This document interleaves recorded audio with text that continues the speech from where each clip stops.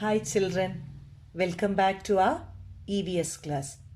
So last week we were seeing about adaptations in animals. Okay, so today we'll continue with aerial animals. So shall we start? What is it? Aerial animals. Okay, so aerial animals are the animals that can fly. Okay, so what is aerial related to your air? So what can they do? They can fly. So which are the animals? Birds and insects are the aerial animals. Is it clear? So which are the examples for aerial animals? Birds and insects. They have adapted to their environment in the following ways. So now we shall see what are the adaptations of aerial animals. Okay, what are the adaptations of aerial animals? First one, their four limbs are modified as wings to help them to fly. Four limbs are the front limbs. Okay, the legs which is present in the front. So they are changed into wings or modified to wings. For what? To help them to fly. They also have feathers that keep them warm and help during flight. Okay, so these wings are having feathers to keep them warm and help during flight. That is during flying. Okay. Second, their body is very light as it consists of hollow bones. Okay, what is it? Body is very light. That is, they are very not too heavy. Why? Because if they are too heavy, will they be able to fly? No. And another thing, they are made up of hollow bones. Third, their body is narrow in the front and at the back and broad in the middle. Okay, so the body is narrow in front and back. Two sides it is narrow and it is broad in the middle. Okay, so when you see this picture, you can see near the head region and the tail region it is narrow. Here it is in the middle region, it is very broad. Okay, so this shape helps them to cut through the air and fly easily. Is it clear? So these are the three adaptations for your aerial animals. Now shall we move to the next one? That is called your arboreal animals. What is the next one? Arboreal. A-R-B-O-R-E-A-L. Arboreal animals. Okay. So what are arboreal animals? Yes, they are the animals that live mostly on trees. So which animal comes to your mind very fast? Yes, this one, right? What is it? All the monkeys. Okay, you can see monkeys in our school too. How many of you have seen monkeys climbing up through our school area? Yes, many of you, right? So, monkeys, flying squirrel and chimpanzees. So, what are the examples of arboreal animals? Monkeys, flying squirrel and chimpanzee. Okay, are some examples for arboreal animal. Dear children, while learning this lesson, some words might be new to you. Please write it and learn. Okay, please write it 3 or 4 times in your rough note and learn the spelling. Don't forget. Okay. So they have the following adaptations. So now we are going to see what are the adaptations. First one. What is the first one? They have strong and stout chest. What is the first one? Strong and stout chest. Hip girdles. Okay. Hip girdles, ribs and limbs to provide the necessary support while climbing. So all these help them to climb a tree. Next, their feet and hands become adapted for seizing, grasping or holding objects by wrapping around them. Okay, you can see special hands.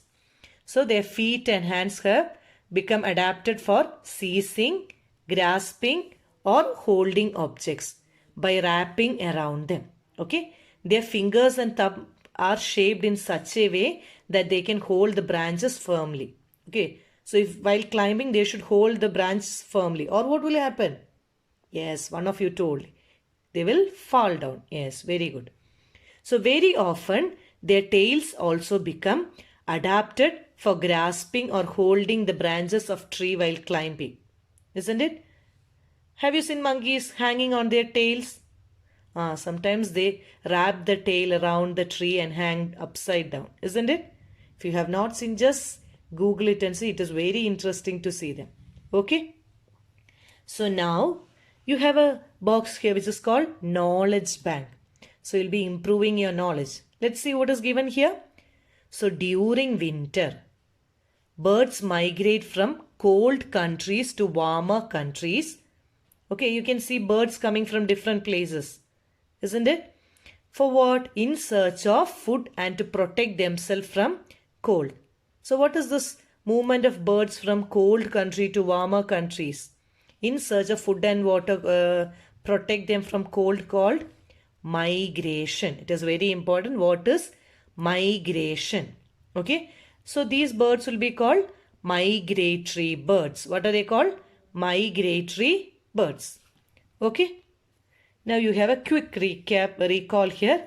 Find out 3 questions are given and to which category they belong. Whether they are aerial animals, aquatic, amphibian, arboreals. Okay, you have to find out and write the answers here. Is it clear? So now shall we look into the next heading, which is called adaptations for food. Okay. So we already know that there is a variety in feeding habits of animal, isn't it? So they have adapted themselves according to the food they eat. Okay. So they can be divided into how many? 4 major types based on their feeding habits and food. Okay. What are the 4 major types based on their feeding habit? That is what they eat. Okay. So they are herbivores. What is the first one? Herbivores. I'll read the spelling. Herbivores. Herbivores. Next one is called carnivores. Carnivores. Carnivores. The third one is called omnivores. What is it? Omni. You know what is an omni vehicle, no? So omnivores. And the last one is called parasites. What are they called? Parasite. Parasites. Okay. So shall we see one by one? Are you all listening? Yes. Very good. So first one is your herbivores. Okay. So herbivores. What picture is given here? Yes, a cow is given, right? So herbivores are what? Plant-eating animal. What are herbivores? They are plant-eating animal, like your vegetarians. Okay. So what are the examples? Cow, buffalo, goat and sheep. Okay, what is the example? Cow, buffalo, goat and sheep. So they have few adaptations to help them to eat plants. Okay, so these adaptations also help them to protect them from being caught and eaten by other animal. So shall we see what are the adaptation? First one, they have a sharp cutting teeth. What is it? Sharp cutting teeth, which is called incisors. Underline it. Incisors. INCISORS. Incisors. For what? To bite the leaves and grass. Okay. So they need to chew a lot in order to break down the plant material into very small pieces. For this reason, they have a strong, flat grinding teeth that is called premolar and molar. Okay, so what are sharp cutting teeth? What is it called? Incisors. And flat grinding teeth, which are called premolars and molars. Okay. Next, they have long and strong legs. Okay. Long, strong legs. For what? To travel long distance in search of food. Okay. So their legs also help them to run away from predators. Is it clear? So next one is called carnivores. They are called flesh-eating animal. As non-vegetarians, we eat, right? Flesh, chicken, meat. So carnivores are flesh-eating animal. See, you have a tiger. So lion, tiger and wolf are the examples for carnivores. Now shall we see what are the adaptation? First one, they have very sharp, pointed and curved front teeth, which is called canines. Okay, sharp, pointed and curved front teeth. It is called canines For what? Tearing the flesh. Their premolars and molars are adapted for chewing. Okay. Next, flesh-eating birds have sharp and pointed beaks. Okay. So the birds will have sharp pointed beaks and claws to catch their prey and tear its flesh. Is it clear? So next one is your omnivores. What are they? Omnivores. So omnivores eat both plants and animals. Okay, like human beings. We eat both vegetarian and non-vegetarian. In the same way, omnivores eat both plants and animal. What are the example? Crows, bear and squirrels. So what are the adaptation? They have sharp teeth like carnivores to tear flesh and flat teeth like herbivores to grind food. Okay, so they'll have sharp teeth and flat teeth. Okay, now coming to parasites. What is the last one? Parasites. So parasites are the animals that live either on or inside the body of other animals to obtain food. Okay, so they cannot make food by themselves. So they live on other animals, either inside the animal or outside. Okay, what are the examples? Fleas, lice and mosquito. Okay, are the parasites. Their adaptation is as follow. What is this? They have sucking tube to suck blood from their host. Host is the organism in which they live. Okay, they survive on this blood only. Okay, your mosquito. Okay, they drink our blood and live. Okay, so we are the host and the mosquito is the guest there. Now we shall see about adaptations for protection. Okay, so how the animals adapt themselves to protect from the enemies. Animals develop various features that help them to obtain food, live in their habitats and protect themselves from predators. Okay, so they have to obtain food, live in the surroundings or habitats and protect themselves. All these things, what is it? Food, habitat and protection from enemy increase the chances of their survival.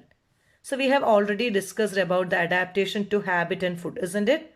So let's see how animals adapt to protect themselves from their enemy. Okay. The first one, the body color of animals like zebra, parakeet, chameleon and polar bear can easily blend with their surrounding. Okay. So when they stand in a surrounding area, so they'll have the color of the environment. Thus they confuse their enemy and escape from them. So what is this called? Camouflaging. What is it called? Camouflaging. Camouflaging. Okay. So when animals are able to get the color of the environment or blend with their surrounding, they are called camouflaging. For example, a polar bear has white fur which enable it to blend with its surrounding or background. That is what snow. Similarly, a chameleon can change its body color quickly according to its surrounding. Do you know what a chameleon is? See, now it is in green color because it is in between the leaves. So when it is going to a drier area, it will change its color to brown or something. Okay. Next, these animals adapt ways to merge with objects like rocks, twigs, grass, etc. by changing their body color and even shape. The predator often gets confused and is unable to identify the hiding prey. Okay. Now animals like whale and elephant have what? Huge body which protect them from the predator. Animals like deer and fish move very fast to escape from their predators. Okay. So first one, they change their color. Second one, they have a huge body. Third one, they are able to move very fast. Okay. Fourth one, what is the next one? Some animals imitate or mimic other animals for protection. Okay. So what is it? Imitating others. Let's see what it is. For example, certain harmless flies with a pair of wings may mimic four-winged bees or wasps that are well-known dangerous insects. thus deriving protection. Similarly, a moth caterpillar defends itself by mimicking a snake. So the caterpillar, see, suddenly if you see it, you feel as if a small snake is there. Okay, so this is the last one, which is called mimicking. Okay, so with this we came to an end of this chapter.